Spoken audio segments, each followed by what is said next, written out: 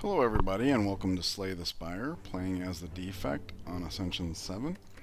Let's take a look at this map. Late Burning Elite. So 1, 1, 2, 3, or 3, 2, 3. So these are all 3.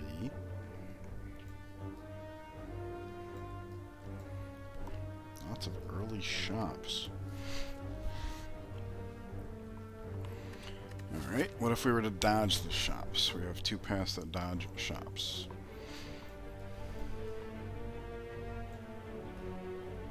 And this path not only has 3 elites, but 3 campfires. So I think that's the favored path. So let's lose all gold to remove a strike and a defect. Start off with a very lean deck. Lots of dual casting. Of burst. There it is. And obviously the trouble here is with only 3 cards left in the deck, we might actually redraw dual cast. But we also are going to draw Zap for sure, so that wouldn't be so bad. In fact, this is actually all that we can block for anyway, so spending the 2 on orb shenanigans is perfectly fine. But now we run the risk of drawing dual cast ahead of Zap. But it's okay. We draw 3 strikes instead. And he's out. Ball lightning. There we go. Perfect. Pair. That's tempting to take the Sapphire key, isn't it? Yeah, we'll get benefit off of that. Max HP. In theory. This is actually at a discount here, and we don't have any shops in our sights, so let's bottom out our gold yet again.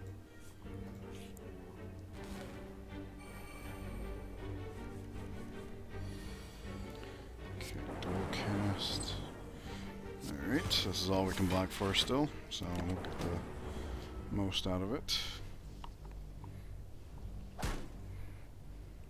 Yeah, the max HP also is current HP, so that was a heal. Essence of Darkness. Interesting. Early genetic algorithm when we removed a defend. Very nice. Hey, this will make up for our lack of gold, and we the pair helped pay for the golden idol. That's awesome. It's a net gain, in fact, so yay. Alright. Let's make Zap cost 0. So we can play it every time. On a deck this small, it makes sense to me. Eek! Alright, well, we're going to play the genetic algorithm because we never played against this guy, and it's useless as one anyways. Let's go ahead and drink this.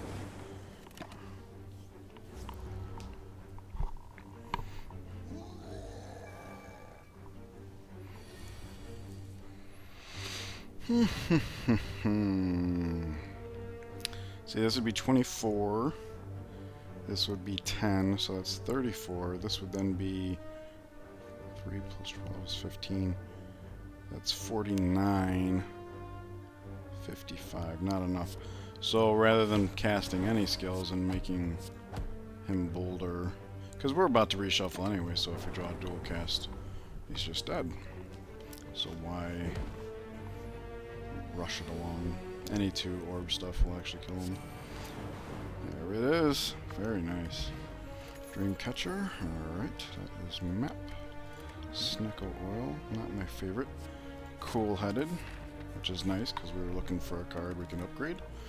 And this is a fine upgrade. Gives us our first Frost Orb. Hey, some healing. I like it. We are going to favor Defect. Usually goes for stripped out deck. Let's see, this and that for sure. Do we open up this turn? What if we don't? Ball lightning and genetic algorithm, which is still on the weak side. So yeah, let's delay. The ball lightning will wake him up by getting the genetic algorithm out of the way. Seems good. Hey, what do you know? Good use of our 3 energy. Good enough use, I should say.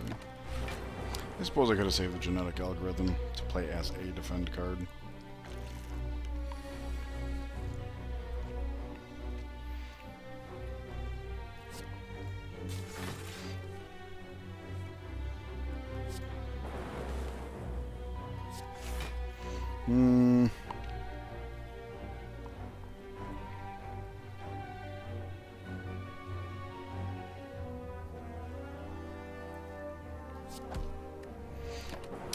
If it was dual cast versus this in a vacuum, I would say go ahead and dual cast, but since not dual casting allows us to play strike, this seems better in the long run. Okay, well, you know, 2 orbs means we get to evoke a frost orb, so that helps. We don't take too much damage here. We do have the internal feather, so...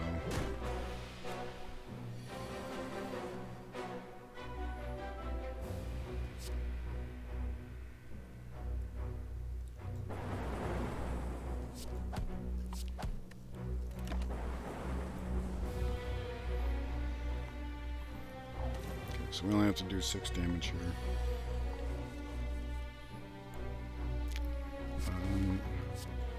There's 8. Cool. Incense burner, interesting. Haven't had that one in a while. Glacier. Okay, a little too slanted into survivability, but better than the alternative, I suppose. A motion chip. Very good. And we get some free healing here. What would we upgrade here?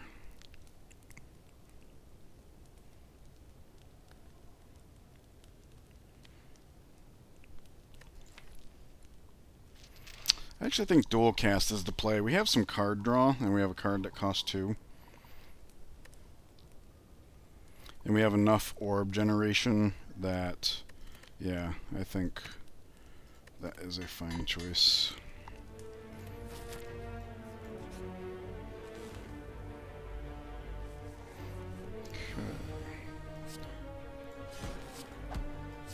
Well, we'll probably get some emotion chip value this fight.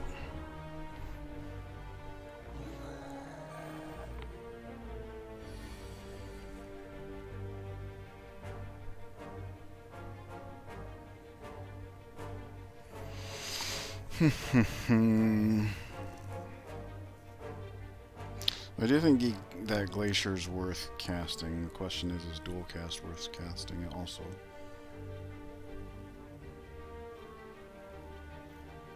I don't know. Probably not. This does give us emotion chip value, and the frost orbs give us block next turn. So this seems fine. Oh yeah, and the motion chip as well, so we get even more block. Now might be time to go for it. 16, 22, 25.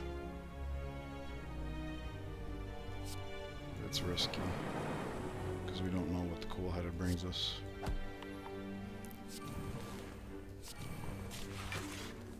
Yay. Alright. Gold-plated cables.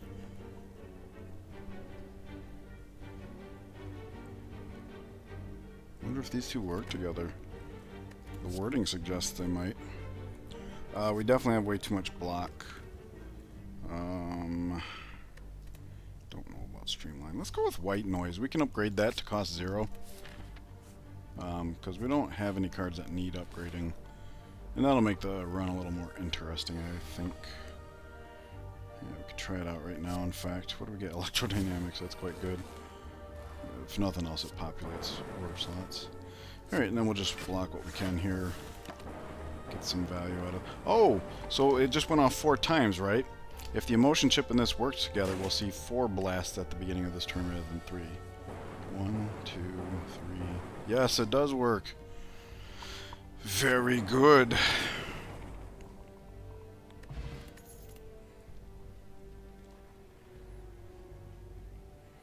Definitely don't need turbo. Skip. Free healing. Time for Hexagos, which is not so great. There we go. All right. Oh, and we're intangible right now. What do we get from this? Biased cog. Oof. Don't want to play that yet. And with the gold-plated cables, I definitely don't think we dual cast. But the Glacier, since we have nothing better to do with our energies, seems fine.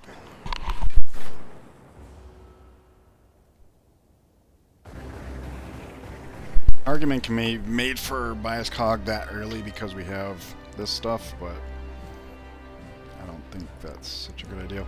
Alright, I guess we just block everything we can this turn. We'll get a motion chip value, so there's that. In fact, the emotion chip will more or less pay for our block this turn.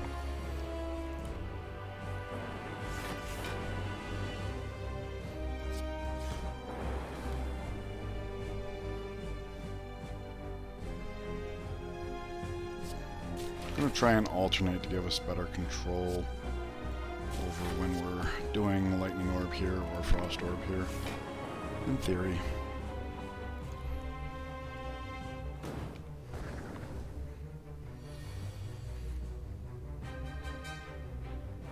Now is probably a good enough time to bias cog. When we dual cast, the Frost Orb comes up front.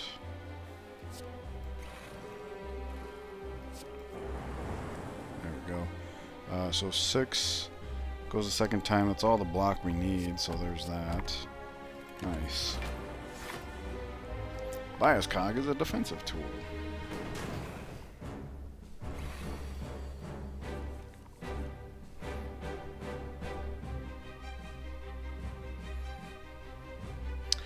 We don't actually need to dual cast this.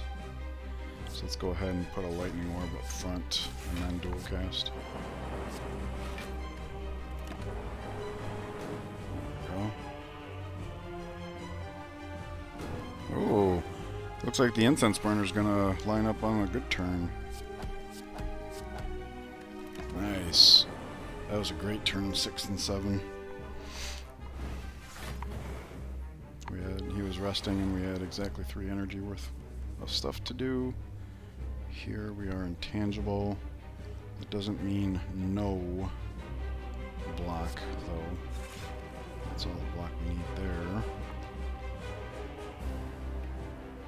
there. We could use more block, actually.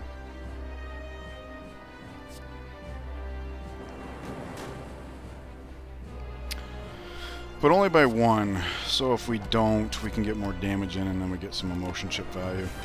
And since the bias cog is starting to truncate, let's do what we can while we can.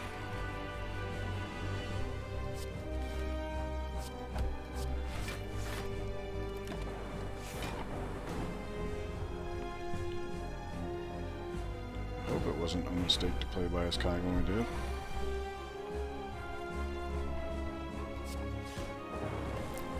Definitely taking some damage this turn.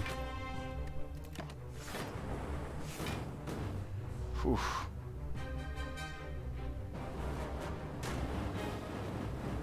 Yeah, emotion chip. What's it good for? We're not going to get any block out of it. Oh no.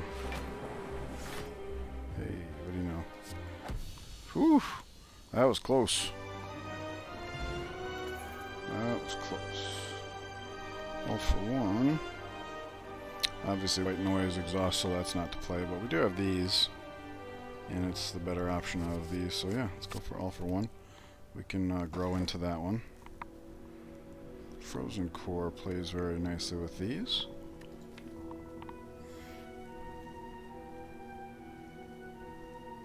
Our ability to generate Frost Orbs outstrips our ability to play Lightning Orbs, though. So maybe Astrolabe. If nothing else, Astrolabe's a lot of fun to play, because you never know what you're going to get. 2 strikes and a defend. Sure. Strike and 2 defends might have been okay too. Chill and Blizzard, now there's an interesting combo. I was just talking about how our Frost Orbs outstrip. That might actually come into play. That might actually be somewhat handy. Storm Plus, obviously no good right now because this is our only power. But it is innate, so it's guaranteed to be down by the time White Noise. It's just unfortunate that we just picked up 2 innate cards. But that's interesting. If we choose not to play Chill on the opening turn, All for One can fetch it back. Alright, so that's going to do it for Act 1. Thank you guys for joining me. I hope that it was enjoyable for you. Please let me know all about it in the comments down below. And I'll see you guys in the next act. Take care.